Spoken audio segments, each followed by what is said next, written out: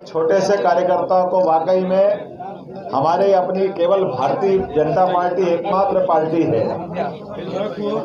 जिसके कार्यकर्ताओं का इस प्रकार से उनका पूरा प्रशिक्षण, उनका शिक्षण, उनकी कार्य पद्धति और एक तरह से लोकतंत्र में सच्चे अर्थों में हम किसी कार्यकर्ता बनते हैं तो कार्यकर्ता बन के किसी पे एहसान नहीं करते हैं, अपने आप को निखारने का, परखने का, अपने जीवन में कई सारी बातों को सीखने का अवसर पाते हैं। और उसी नाते से भारतीय जनता पार्टी के कार्यकर्ताओं का शिक्षण प्रशिक्षण होता है और हम इस लोकतंत्र की मर्यादा को कायम रखने के लिए मुझे इस बात की भी प्रसन्नता है कि होगी दुनिया में बहुत सारी पार्टियां, अपने देश प्रदेश में भी होगी, लेकिन एकमात्र पार्टी है भारतीय जनता पार्टी जो विश्व की सबसे बड़ी पार्टी भी है और जो छोटे से छोटे कार्यकर्ता को कब प्रधानमंत्री बना दे, कब मुख्यमंत्री बना दे, कब मंत्री बना दे, पता ही नहीं चलता है। ये हमारी अपनी भारतीय जनता पार्टी की विशेषता है और लोकतंत्र में होना भी यही चाहिए। मुझे इस बात को कहने में कोई गुरेज नहीं है।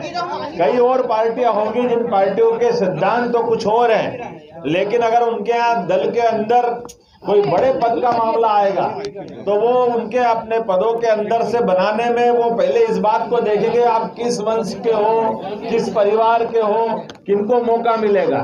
लेकिन उसके उल्टे भारतीय जनता पार्टी में इस बात की कोई गुंजाइश नहीं है। और तो और अब हमारे यहाँ तो वर्तमान के दौर में इस बात को भी देखा जाता है कि एक परिवार में से अगर एक आदमी को दायित्व तो मिला है तो वो स्वतः ही मना करता कि मेरे अपने परिवार में दूसरों को जवाबदारी मत दो, हमारे बाकी कार्यकर्ताओं को दे दो। ये हमारी परंपरा है। इस परंपरा के बलबूते पर हम सभी को जोड़ना जानते हैं और सभी को साथ लेके चलना चाहते हैं। मुझे इस बात की भी प्रसन्नता है कि हमारी सनातन संस्कृति को लेकर के खास करके वर्तमान के दौर में हम सब जानते हैं कि भारतीय जनता पार्टी अपने जन्मकाल से अर्थात जनसंघ के जमाने से हम एक विशेष विचार के आधार पर, राष्ट्रवादी विचार के आधार पर राजनीतिक पार्टी के नाते जरूर है, लेकिन हमारी सारी मर्यादाओं के आधार पर हमारा जो मूल उद्देश्य है, जिस विचार के बलबूते पर भारत का चहुमुखी विकास हो, गरीब से गरीब आदमी के जीवन में बदलाव आए, गरीब से गरीब आदमी को भी इस भारत माता के आंचल में शासन की व्यवस्थाओं के आधार पर, अगर हम सरकार में हैं तो सरकार के माध्यम से, अगर हम विपक्ष में हैं तो जैसे अटल बिहारी वाजपेयी जी का चित्र यहाँ लगा हुआ है, ये आदर्श रूप में हमने सिद्ध किया है कि लगभग 50 साल तक भी जो अपोजिशन में रह करके लगातार हर 5-5 प्रधानमंत्री के सामने उनका जीवन निकला, वो हम सबके लिए आदर्श रूप में। अपने यहाँ इस मंच पर भी कई सारे आदर्श रूप में कार्यकर्ता है जिनने लंबा संघर्ष अपना जीवन का जिया है, लेकिन किसी सिद्धांत से समझौता नहीं किया। मैं इस बात के लिए धन्यवाद देना चाहूंगा बिहार इकाई को कि जब भी मैं आया था निजी कार्यक्रम से, श्री कृष्ण चेतना मंच के माध्यम से मुख्यमंत्री बनने के बाद स्वाभाविक रूप से यहाँ के हमारे बंधुओं ने कहा कि आप इस कार्यक्रम में आइए, मुझे अच्छा लगा। और बिहार तो वो धरती है जहाँ अशोक के काल से मध्य प्रदेश और बिहार का रिश्ता जुड़ता आया है।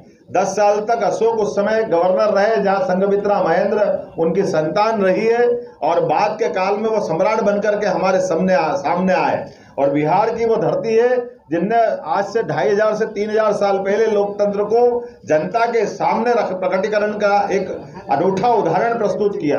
और बिहार में किस बात की कमी है? बिहार में जिस प्रकार के टैलेंटेड लोग होते हैं, पूरे देश के कोई राज्य ऐसा नहीं होगा जहाँ सर्वाधिक IAS IPS अगर निकल के जाते हैं तो केवल एकमात्र राज्य वो बिहार है जो जिसको ये गौरव हासिल है। एकमात्र राज्य बिहार है जो सभी प्रकार की चुनौतियों का सामना करने के लिए किसी प्रकार से, कोई औद्योगिक क्षेत्र के माध्यम से गुजरात अपनी पहचान बनाता है या कोई और राज्य होगा, लेकिन उसके पीछे पसीने की बूंद अगर कहीं गिरती हुई दिखाई देगी तो निश्चित रूप से बिहार के हमारे भाई बहनों की देगी, जिसके माध्यम से वो अपनी एक नई पहचान बना करके हर क्षेत्र के अंदर कोई भी काम हो, खेत का काम हो, व्यापार का काम हो, नौकरी पेशा का काम हो, सारे क्षेत्रों के अंदर बिहार के लोगों की अपनी एक विशेष पहचान है। और ये गौरव हम सबको हासिल है अपने इस बिहार के राज्य के नाते से कि हम सब मिलकर के आज के समय में भी हमने देखा, अतीत के समय लोकतंत्र स्थापित करने में भी और दोबारा लोकतंत्र के ऊपर संकट आया तो आपातकाल के समय में भी बिहार की धरती से संघर्ष का जो शंखनाद हुआ, जिसने लोकतंत्र को बचाने का बड़ा काम किया, मुझे इस बात का गौरव है। गुजरात के बिहार के लोग इस बात को जानते हैं कि लगातार किसी भी कठिन से कठिन मुद्दे का समाधान सकारात्मक रूप से कैसे होना चाहिए। काल के प्रवाह में बहुत सारी कठिनाइयां भी आई। आज के दौर में भी बिहार अभी और आगे जा सकता था। 5 सर्वाधिक बीमारू राज्य थे, लेकिन 5 बीमारू राज्यों में से 4 अपनी जगह से आगे निकल गए।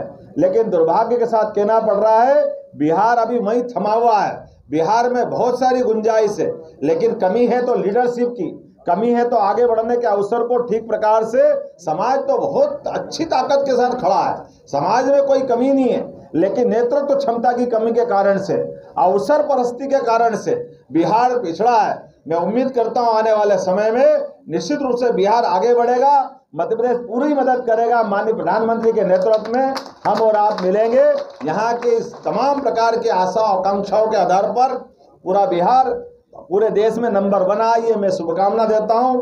आज के इस अवसर पर मैं बिहार इकाई को भी धन्यवाद देता हूं, जिन्होंने मुझे प्रेम से अभिनंदन का मौका दिया है। परमात्मा करे आप और हम मिलकर के भारत माता की सेवा में लगातार आगे बढ़ते रहें। आप सबको भी मध्य प्रदेश आने का मौका देता हूं। हम सब मिलकर के, हमारे यहाँ 2 ज्योतिर्लिंग है, बाबा महाकाल है, मंगलेश्वर है, और अनेक पर्यटन के और अनेक प्रकार व्यापार व्यवसाय के बहुत सारी संभावनाओं से भरा हुआ मध्य प्रदेश से मैं प्रत्येक बिहार के भाई बहनों को आमंत्रण देता हूं। आइए हम सब मिलकर भारत माँ की सेवा में दोनों राज्यों के प्रेम बढ़ाते जाएं। बहुत बहुत धन्यवाद। भारत माता की जय।